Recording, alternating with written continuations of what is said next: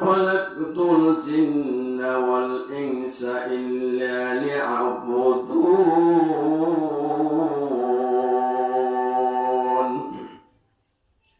فقال رسول الله صلى الله عليه وسلم: لا يدخل الجنة جسد غذي بالحرام. وقال تعالى في شأن حبيبي: إن الله وملائكته يصلون على النبي يا أيها الذين آمنوا صلوا عليه وسلموا تسليما. محبة قولنا اللهم صل على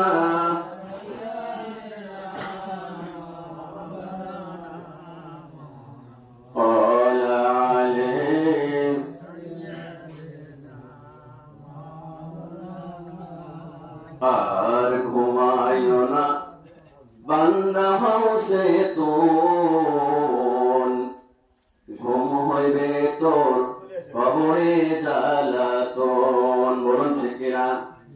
আর ঘুমাইও না বান্দা হাউসে তোর, ঘুম হইবে তোর জাহান্নামের কারণ। ওরে ঘুমাই নাই রে মা ফাতেমা, ঘুমাই নাই রে মা ফাতেমা, নবীর উম্মতের কারণ। আর ঘুমাইও না বান্দা হাউসে তোর, ঘুম হইবে তোর কবরের জ্বালাতন, ঘুম হইবে তোর কবরের জ্বালাতন। ওরে ঘুমাই নাই হযরত আলী, ঘুমাই নাই হযরত আলী, নবীর উম্মতের কারণ। আর ঘুমাইও না বান্দা হাউসে তোর, ঘুম হইবে তোর কবরের জ্বালাতন, ঘুম হইবে তোর কবরের জ্বালাতন। আল্লাহুম্মা সাল্লি আলা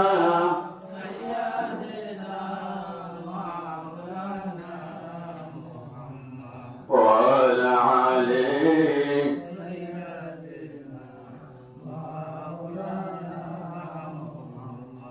আলহামদুলিল্লাহ আলহামদুলিল্লাহ রাব্বিল আলামিন। সমস্ত প্রশংসা তারিফ সেই মহান রব্বুল আলামিনের জন্য,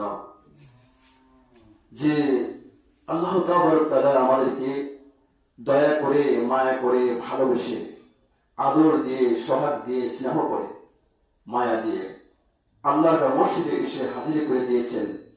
সেই মহান রবের প্রতি সবাই তার জবান দিয়ে শুকর আদায় করি, বলি আলহামদুলিল্লাহি রাব্বিল আলামিন। অতঃপর শত করে দরুদ ও সালাম নবী পাকের উপর, যে রাসূলকে পৃথিবীতে প্রেরণ না করতে, দয়ার নবীকে পৃথিবীতে না পাঠালে, জান্নাতের কান্দারিকে পৃথিবীতে প্রেরণ না করলে আমরা কিভাবে জান্নাতের আশা করতে পারি না।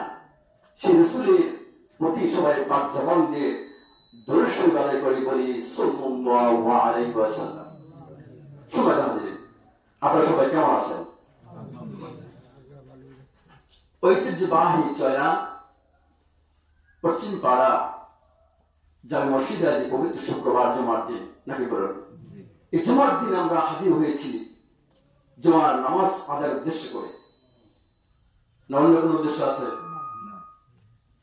এই জুমার নামাজের উদ্দেশ্য করে আমরা মসজিদে হাজির হয়েছি। এই জুমার নামাজে কত ফজিলত, কত বরকত, কত শান্তি, এটা যদি আমরা উপলব্ধি করতে পারতাম তাহলে আমরা পাগলের মতো হাওয়া করে দেওয়া হল এই মসজিদে হাজির হতাম। বলুন সুবহানাল্লাহ। পাগল হয়ে যেতাম।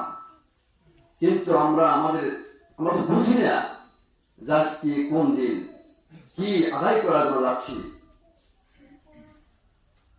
আমরা আল্লাহকে চিনি না, জানি কিন্তু মানি না, রাসূলকে চিনি না, জানে কিন্তু মানে না। বলুন ঠিক না? আল্লাহ বলেন, দুনিয়া মানুষ তোমরা শুনে রাখো, তোমরা যদি আমার রসুলকে চিনতে, আমার রসুলের কদর যদি তোমরা জানতে পারতে, তাহলে তোমরা পাগল হয়ে যেতে,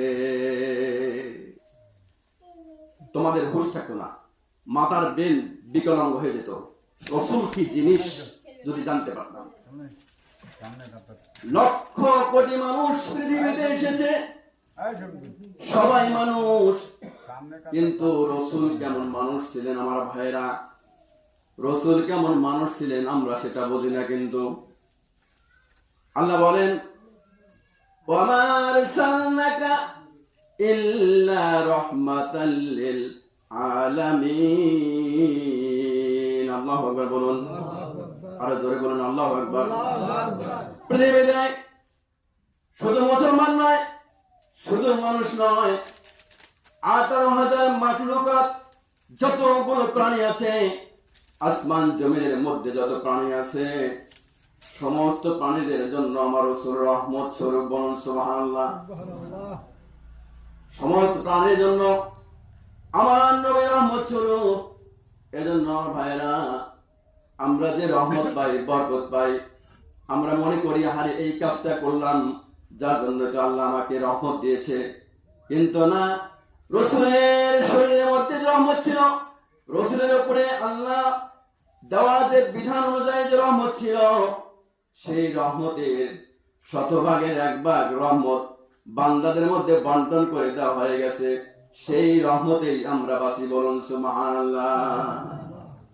আমাদের নিজস্ব কোনো রহমত নাই, আমাদের নিজস্ব কোনো বরকত নেই, একমাত্র রাসূলের রহমতেই আমরা রহমত পেয়ে থাকি, একমাত্র রাসূলের বরকতেই আমরা বরকত পেয়ে থাকি। বলুন সুবহানাল্লাহ।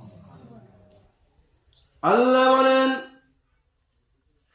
ওয়ালিল্লাহি ইয়াসজুদু মান ফিস সামাওয়াতি ওয়া মান ফিল আরদ মিন দাব্বাতিন ওয়াল মালাইকাতু ওয়া হুম লা ইস্তাকবিরুন।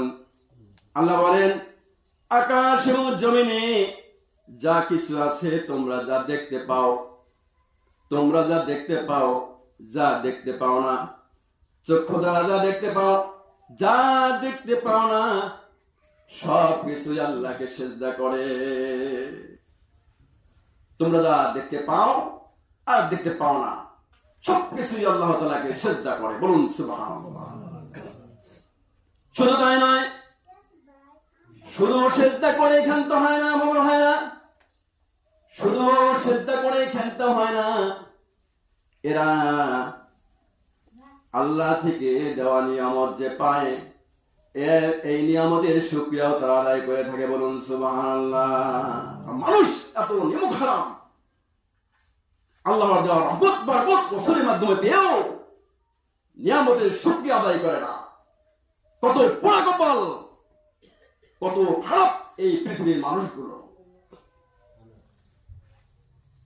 সূরা নাহল 49 নম্বর আয়াতে কারিমা আপনাদের মাঝে তেলাওয়াত করে শোনালাম।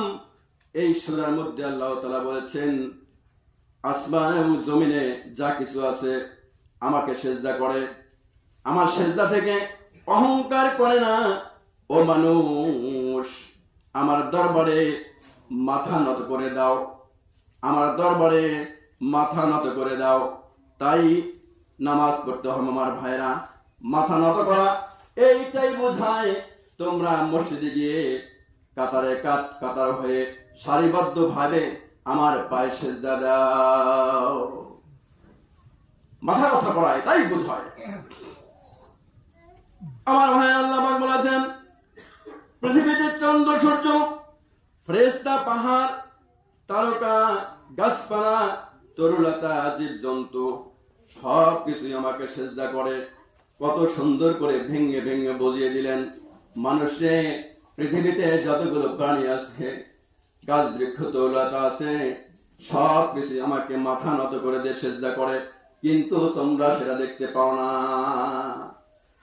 তোমরা সেটা দেখতে পাও না। যদি দেখতে পেতে গাছ কিভাবে আমাকে সিজদা করে, তাহলে তোমরা পাগল হয়ে যেতে, সংসার করতে না, সংসার ত্যাগ করে জঙ্গলে চলে যেতে। আমার ভাইয়া বন্ধুরা, আমি যে কথা বলতেছিলাম, রসুল কেমন রহমত ছিলেন, বরকত ছিলেন, রসুল কেমন জিনিস ছিলেন, এটা ভাই চর্ম চোখ দিয়ে বোঝানো যাবে না, মুখের বলে দিয়ে বোঝানো যাবে না, অন্তর চক্ষু দিয়ে বুঝতে হবে।